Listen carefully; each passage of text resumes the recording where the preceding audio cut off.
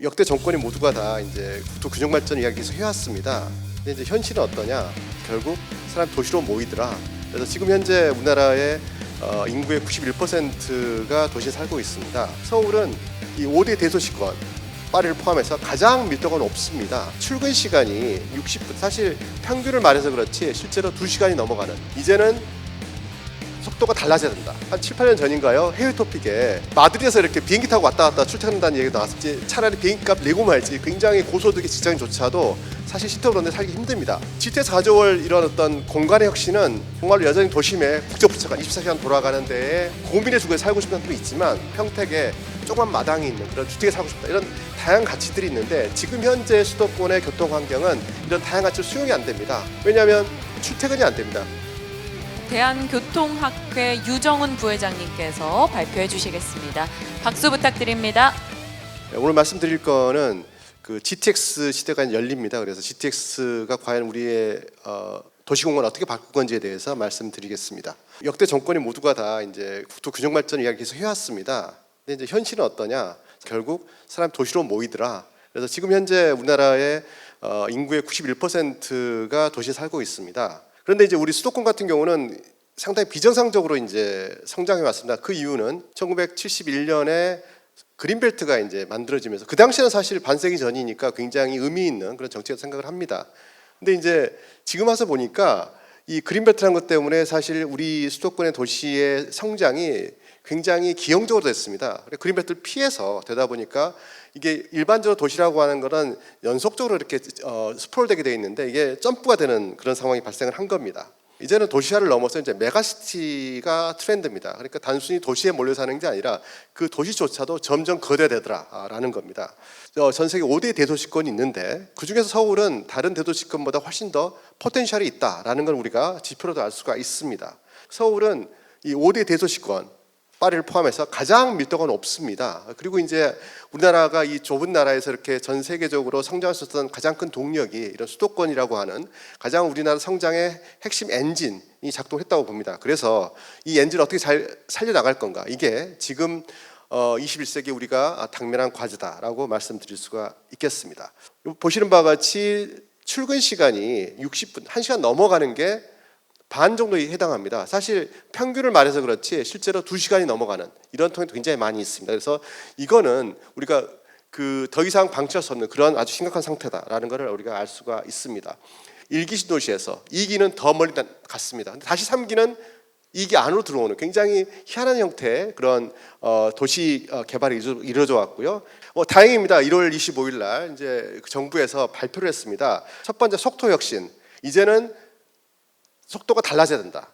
두 번째가 제가 항상 주장했던 게, 결국 교통이 주거 환경을 결정한다, 또 공간을 바꾼다라고 주장을 했는데, 사실 교통은 항상 그 전에 후순위로 밀렸었습니다. 근데 드디어 이번에 교통이 결국 공간을 바꾸고 주거를 바꾼다라는 이야기를 했기 때문에, 이건 굉장히 교통관 입장에서는 굉장히 아주 반가운 중요한 변곡점이다라고 볼 수가 있겠습니다. 그래서 나온 게 이제 두 가지입니다. 하나는 교통 측면에서의 이제 2기 GTX DF가 있고요. 그 다음에 또 하나가 이제 고속도로, 그 다음에 철도의 지하화를 통해서 수도권의 메가시티에서의 주요 간선 교통망을 지하로 내리고 지상을 개발하는, 그러니까 교통이 이제는 2차원 평면을 넘어서서 3차원 입지공간으로 변화한다라는 굉장히 중요한 시대 전환이라고 말할 수가 있겠습니다.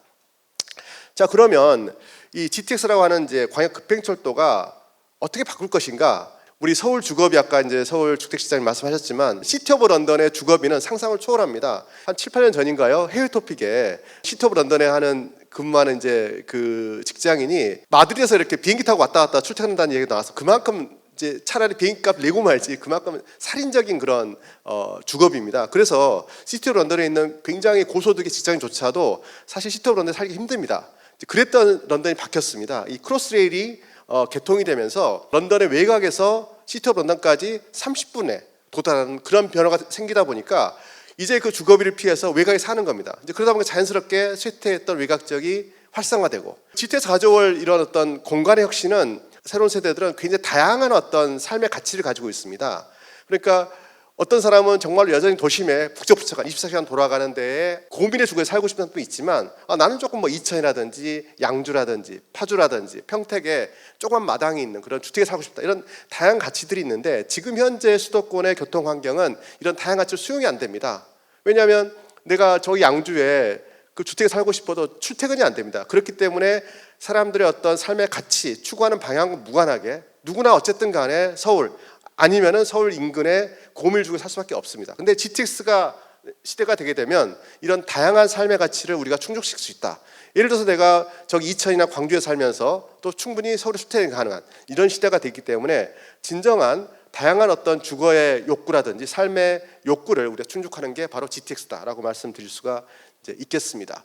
그런데 이건 약간 테크니컬한 문제인데 GTX도 이대로 두게 되면 정말로 GTX역 주변에 똑같이 한 400m 내에 거주하는 분들만 혜택을 보게 됩니다.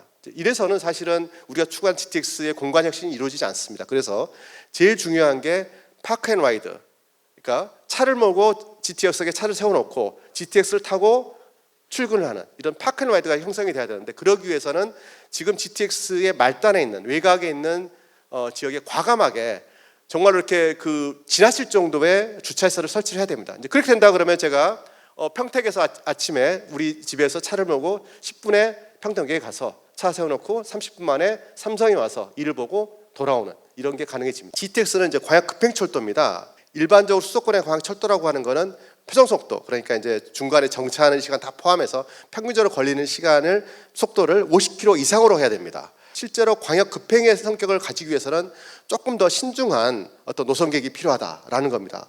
심지어 지금 그 GTX 1, 2 같은 경우에도 원래 예전 계획sek보다 추가로 막 여기 막 늘어납니다. 이제 그래서 점점 이제 속도가 줄어들고 있는데 이 부분을 우리가 어떻게 컨트롤할 것인가 이게 굉장히 중요한 부분이다라고 말씀드릴 수가 있겠습니다.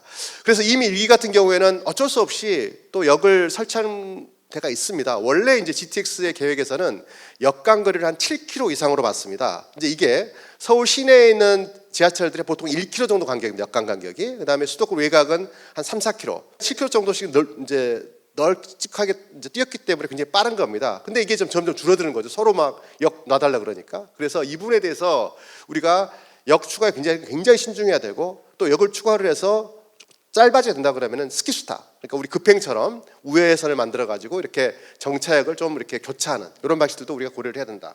앞으로 지금 논의 과정에서 이미 발표한 노선이라든지 역의 위치에 너무 얽매이지 말고 조금 업그레이드가 필요하다. 그리고 특히 정말로 우리 수도권 주민들이 다 공감하고 가장 효율적인 노선을 해야 된다라는 부분을 말씀드리고 싶습니다.